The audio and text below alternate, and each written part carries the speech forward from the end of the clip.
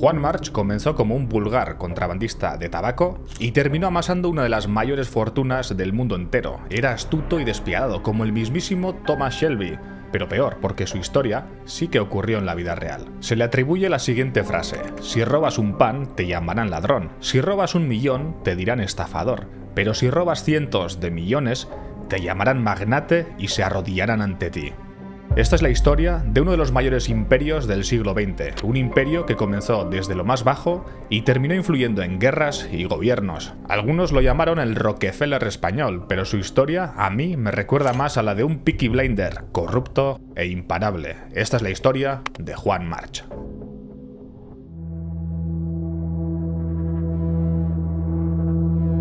Juan March Ordinas nació en octubre de 1880 en el pueblo de Santa Margalida, en la isla de Mallorca. Su padre, también Juan, dirigía una empresa dedicada a la exportación de almendras y ajos y a la venta de cerdos, lo que le hacía ser alguien importante en la comunidad. Como en todos los pueblos, todos tenían mote y el de los March era los verga, ya sabéis lo que significa. Una vara delgada y lisa utilizada para guiar el ganado. Nuestro protagonista, Juan, también heredaría el apodo de verga. Por cierto, al ser mallorquí, he visto que en algunos sitios lo llaman Joan March, pero dado que en casi todos los medios e incluso en su fundación lo llaman Juan March, he decidido utilizar el nombre en castellano durante este vídeo. Su infancia estuvo marcada por la tragedia. A los 7 años perdió a su madre, a la que estaba muy unido, y su padre era un hombre de carácter violento, con el que nunca tuvo buena relación. A pesar de este entorno familiar y de su apariencia frágil, Juan destacaba en la escuela por su habilidad para los negocios y las matemáticas.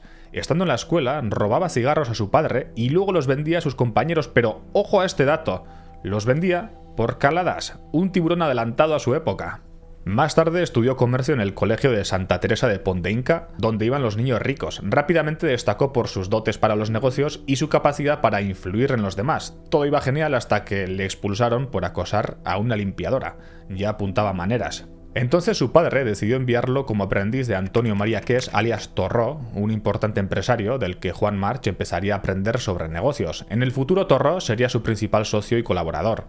Cuando volvió a casa, su padre le confió la contabilidad de la empresa familiar, pero a los pocos meses descubrió que Juan se había llevado 1.500 pesetas. En esa época, un jornalero trabajando de sol a sol ganaba 1 peseta, así que no se había cortado a la hora de meter mano en la caja. La reacción del padre fue darle una paliza hasta dejarlo llorando y evidentemente apartarlo de la contabilidad. Entonces Juan tenía que buscarse las castañas y las costas del norte de Mallorca eran un terreno perfecto para el contrabando de tabaco, porque estaban rodeadas de monte bajo donde era fácil ocultarse. Se ganaba bastante dinero con el tabaco y había un ambiente hostil contra el cuerpo de carabineros encargado de vigilar las costas. March decidió adentrarse en el mundo del contrabando a pesar de la omertá que lo rodeaba.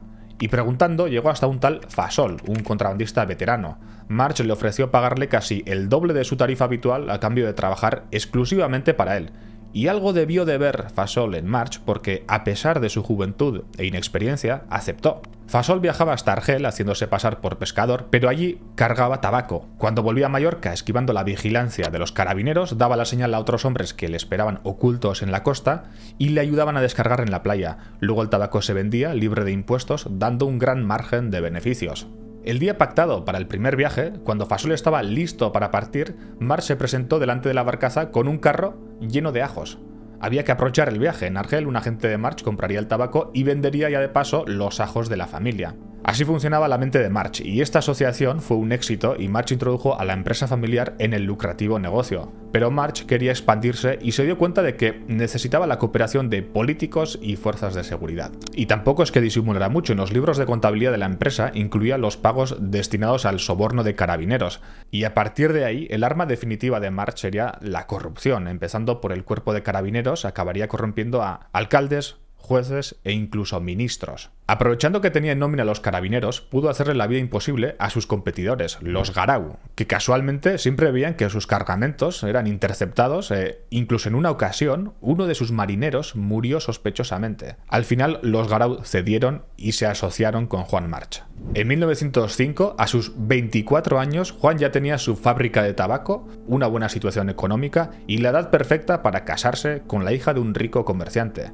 Su padre le construyó esta casa y se casó con Leonor Severa, con la que tuvo un hijo llamado Joan. Y aquí empezaron los problemas. Atentos, porque esto es peor que la Isla de las Tentaciones. Juan nunca fue un marido fiel y Leonor empezó a encapricharse de uno de los socios de su esposo, Rafael Garau, más joven y atractivo que Juan. Recordemos que los Garau eran la otra banda de contrabandistas al que Juan les hizo la vida imposible hasta conseguir absorberlos. Entonces, que el joven de los Garau estuviera coqueteando con la esposa de Juan March era una cosa que solo podía terminar de una forma. Pero Juan no se dio cuenta inmediatamente. Un día los carabineros interceptaron un cargamento de March y Garau y, a pesar de la resistencia de los contrabandistas, consiguieron reducirlos y confiscar el tabaco. Lo que no esperaban era que en el pueblo les esperaba un motín organizado por los contrabandistas. Les recibieron con una lluvia de piedras y palos, les robaron la mercancía, la documentación del barco y liberaron a los contrabandistas. El teniente casi murió porque le tiraron una olla de barro desde la casa del abuelo de March. Intentaron culpar a Juan March como instigador del motín. Incluso en una carta el teniente decía que Juan March lo había liderado revólver en mano y March decidió huir a Argel. Sin embargo, todo cambió rápidamente. En las siguientes declaraciones el teniente empezó a dudar de sus recuerdos, ya no estaba seguro de la participación de March, la olla de barro se había caído sola, en fin, los sobornos y la influencia de March surtieron efecto y este volvió a la isla, se presentó ante el juez y declaró no haber participado en el motín, lamentó el salvajismo impropio de personas bien educadas y afirmó conocer y respetar a las Fuerzas Armadas. Nuestro protagonista Berga salió en libertad sin cargos y solo 2 contrabandistas fueron a prisión. Esta fue la primera de sus muchas victorias ante la ley, aunque todavía, recordemos, tenía un problemilla. Su mujer le estaba poniendo los cuernos y esto iba a acabar muy mal.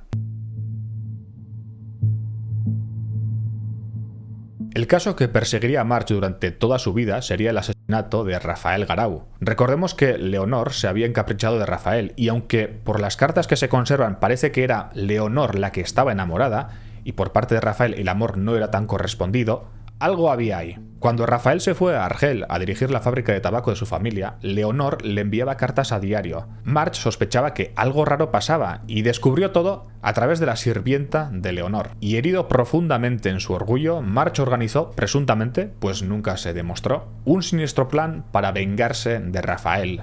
Un día, uno de los hombres de March tentó a Rafael para robar una mercancía del propio March, y Rafael, que ya le había robado a la mujer, dijo, ya de paso, le robó también el tabaco, y aceptó, sin saber que estaba a punto de meterse en la boca del lobo. En ese momento estaban en Valencia. Al día siguiente Rafael se subió a un tranvía en dirección al puerto donde habían quedado para los preparativos del robo, y como acostumbraba iba vestido con traje, zapatos de charol, camisa de seda y corbata, como un auténtico dandy. Se bajó del tranvía en la última parada, donde le recibieron 3 hombres a los que ya conocía. Tampoco se sorprendió porque estaban allí para hablar de negocios.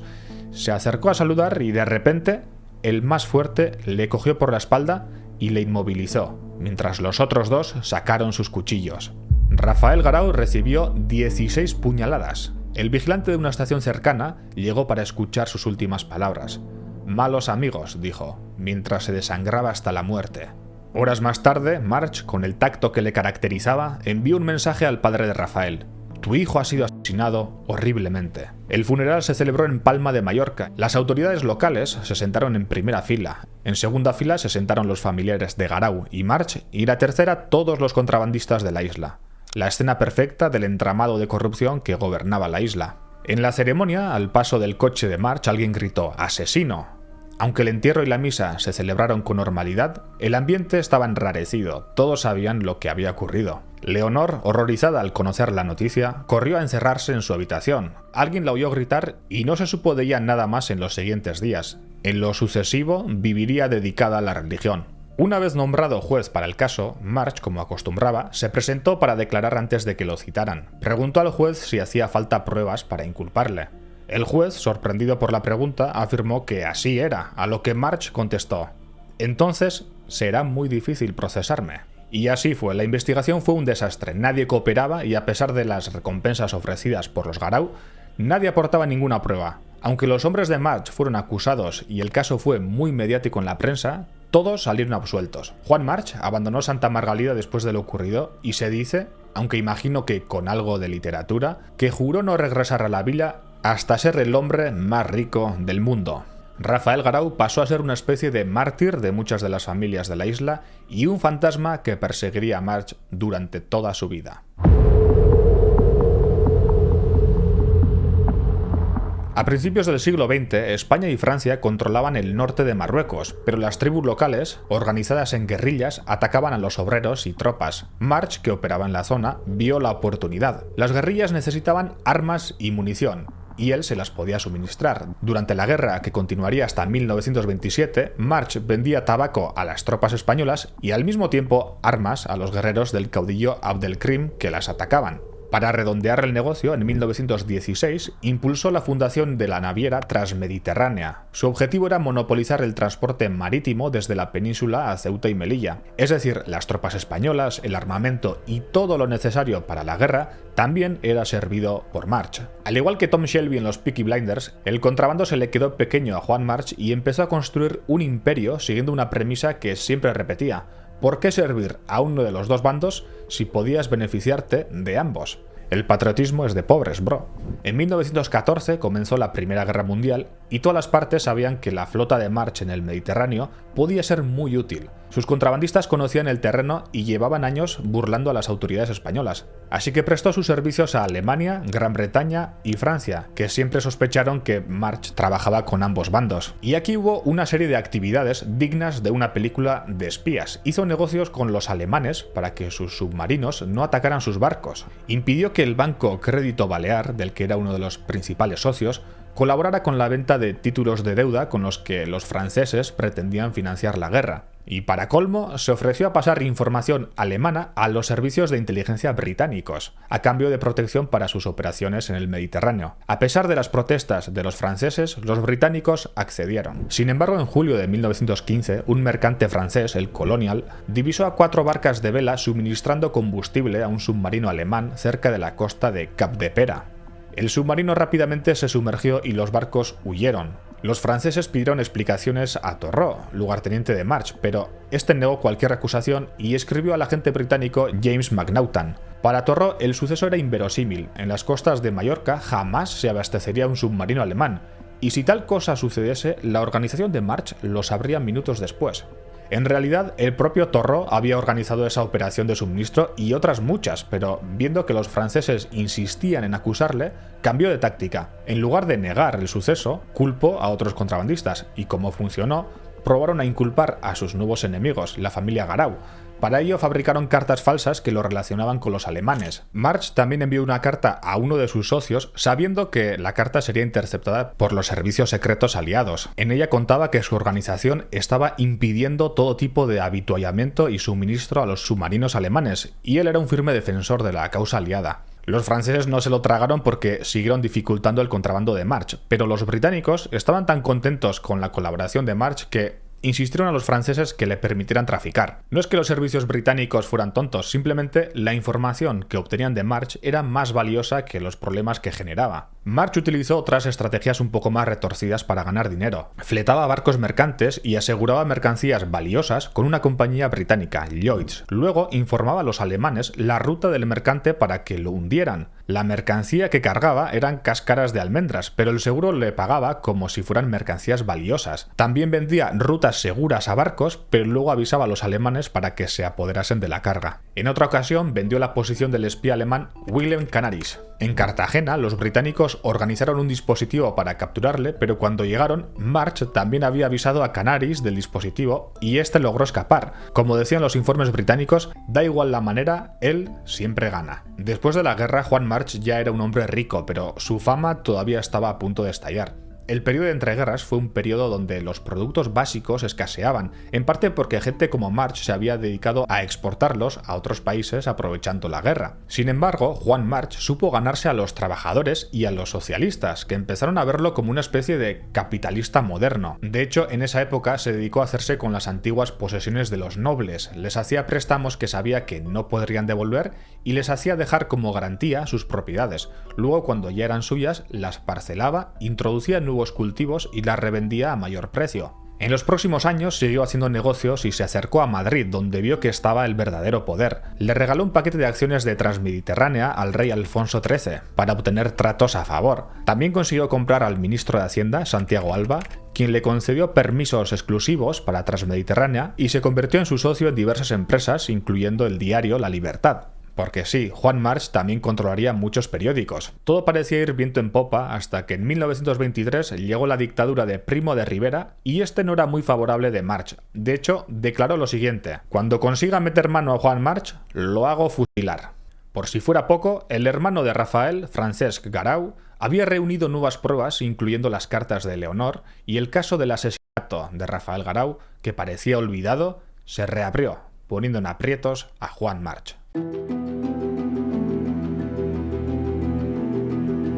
El aprieto del caso del asesinato de Rafael Garau le duró poco a March. Para sorpresa de nadie, muchas de las pruebas desaparecieron del juzgado y los jueces iban apartándose del caso. Por cierto, Primo de Rivera, que había dicho que lo iba a mandar a fusilar, se olvidó de todo cuando, como siempre pasa, necesitaba dinero. En busca de financiación recurrió a March, que acababa de fundar la banca March, así que dejó de perseguirlo y, por si fuera poco, le dio el monopolio del tabaco en Ceuta y Melilla. O sea que ya no era contrabandista, sino el proveedor oficial de tabaco. Y banquero, claro.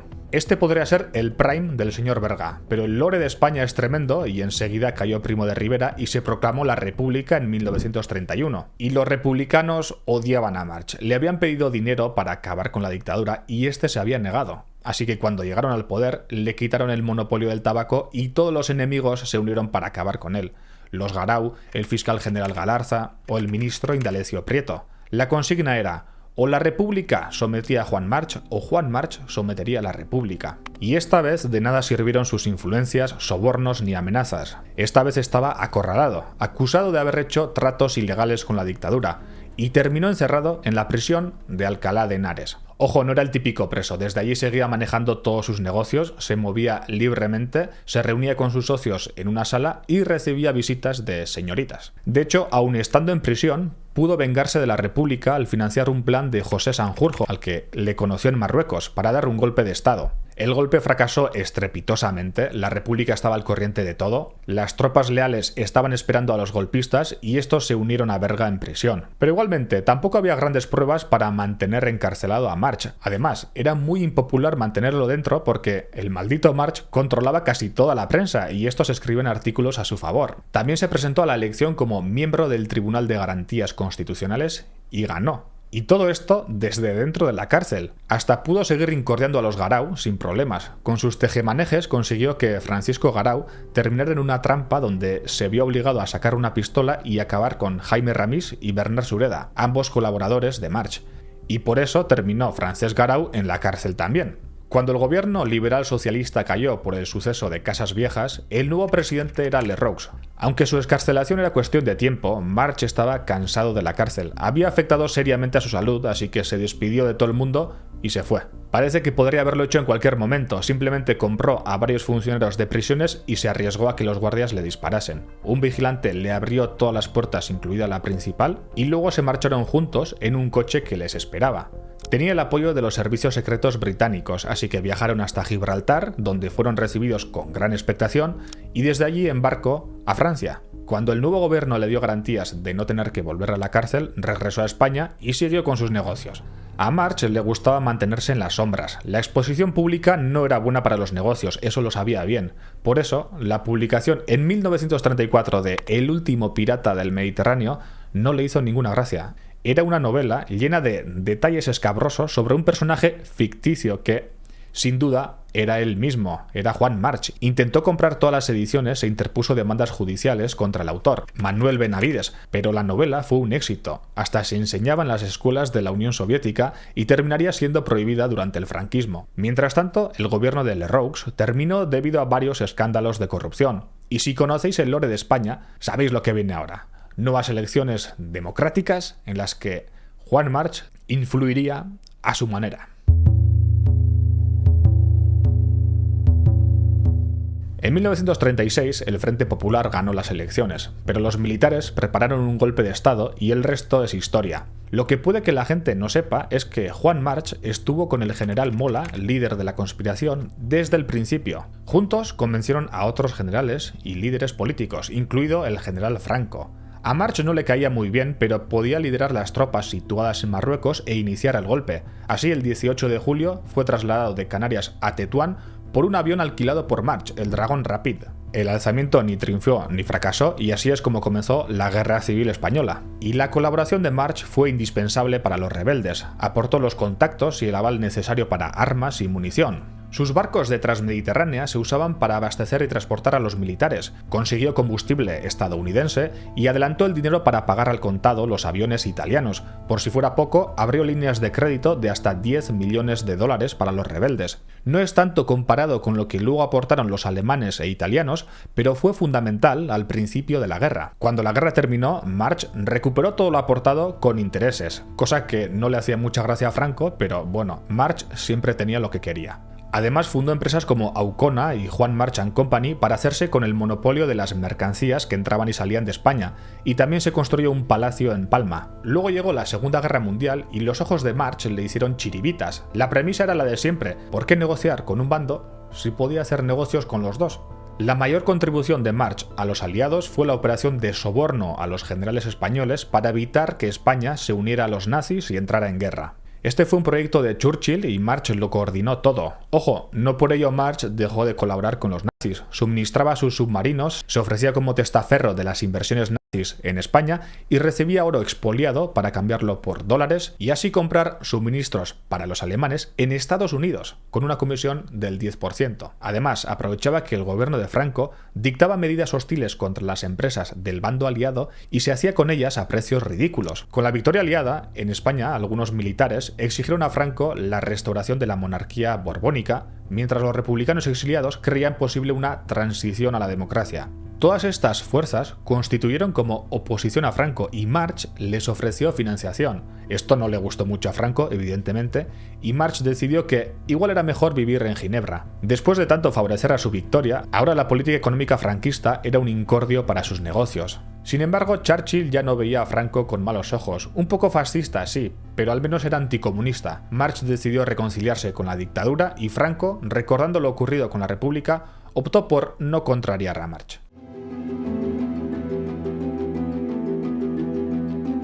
Barcelona Traction, conocida como La Canadiense, generaba y suministraba electricidad en Cataluña. Durante la Guerra Civil había sido colectivizada y el Comité Obrero decidió no pagar dividendos ni títulos de deuda, por lo que sus acciones se desplomaron. Al finalizar la guerra, la empresa fue devuelta a sus propietarios, accionistas belgas, pero seguían sin poder pagar sus obligaciones. Estaban comprometidos en pagar en libras y el gobierno les impedía obtener divisas. Ganaban mucho dinero en pesetas, pero estas se devaluaban constantemente y el ministro de Industria, amigo de March, les negaba cualquier tipo de acuerdo. Mientras tanto, March acumulaba títulos de deuda y acciones de La Canadiense. En 1948, el juzgado de Reus recibió la demanda de quiebra de 3 accionistas minoritarios. En solo 2 días, el juez, sin notificárselo a sus propietarios, declaró la quiebra de la empresa y nombró unos administradores judiciales, todos hombres de March. Cuando Barcelona Traction salió a subasta, la empresa FEXA, obviamente de March, se la quedó por un precio irrisorio. Las demandas y juicios posteriores duraron casi 20 años, pero no lograron revertir la compra. Bélgica incluso apeló al Tribunal Internacional de La Haya esta jugada, pero en 1970 la empresa quedó definitivamente en manos de March.